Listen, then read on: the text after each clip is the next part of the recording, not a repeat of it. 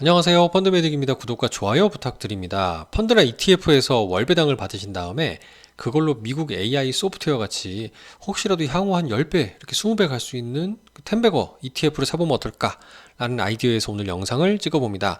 소울 미국 AI 소프트웨어, 코덱스 미국 AI 소프트웨어 탑 10이 그 상품이 되겠습니다.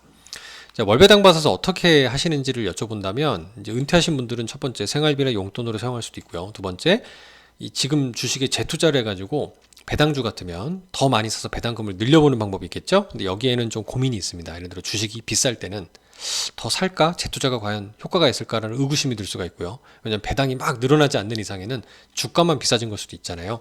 그리고 두 번째는 미국 배당주 같은 경우는 최근 상황이 좀 고민입니다. 환율이 떨어지는 원화 강세가 되면 배당 금액이 줄어드는 효과가 생기기 때문이죠. 그런데 이 두 가지가 아니라면 변동성은 비록 크지만 미래 성장 기업, 이제 10배, 20배 할 수 있는 큰 기업에 투자해보는 것도 저는 좋은 좀 방법이지 않을까 생각이 들어서 영상을 좀 찍어보게 됐는데, 일단 성장주는 변동성이 크다라고 알고는 계신데요.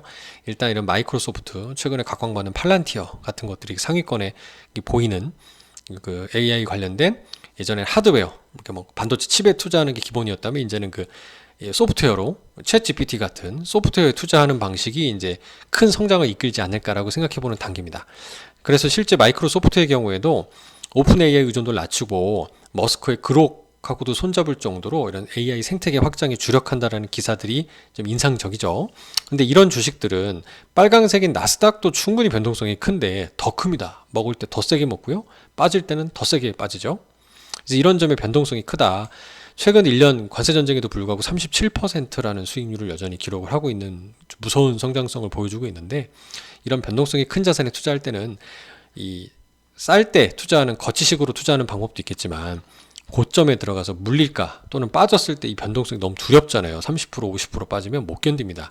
그래서 이럴 때는 적립식으로 투자하는 게 너무 좋은데, 적립식으로 투자할 수 있는 돈은 바로 월배당에서 받으시는 돈이 되게 최적화되지 않을까 생각을 해볼 수 있는 거죠. 지금 언제 떨어질지 모르는 비싼 주식이라고 하더라도 꾸준히 사는 겁니다. 왜냐면 지금 1년, 2년이 중요한 게 아니라 향후 5년, 10년이 더 크게 올라 있을 거니까 말이죠. 관련된 근거로 미국 사람들이 이런 그래프를 좀 언급한 게 있어서 제가 좀 지난 5월 20일, 21일 정도로 기억을 하는데, 과거 넷스케이프가 처음 나왔던, 인터넷이 처음 나왔을 때 검색 엔진 시절하고 지금을, 챗GPT 나온 지금을 비교해 본 차트가 흥미로워서 좀 소개를 드릴까 해요. 이건 나스닥 지수가 파란색이고요.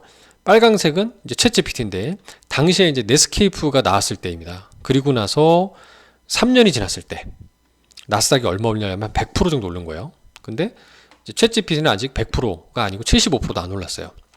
3년 기준으로 보면 아직도 더 오를 게 남았다고 볼 수 있는 거죠. 근데 이게 3년이 아니라 5년으로 보면 더 기가 막힙니다. 여기서 끝난 게 아니라 5년까지 가면은 400%가 넘게 오른다니까요. 물론 아까 뭐 텐베거처럼 10배는 아닌데, 어쨌든 나스닥 기준이니까 더 많이 이거 더 오르겠죠. 개별 종목으로 보면 뭐 몇십 배 오를 겁니다. 지금 챗 GPT 출시되고 나서 5년이라고 했을 때는 아직 한참 멀었죠.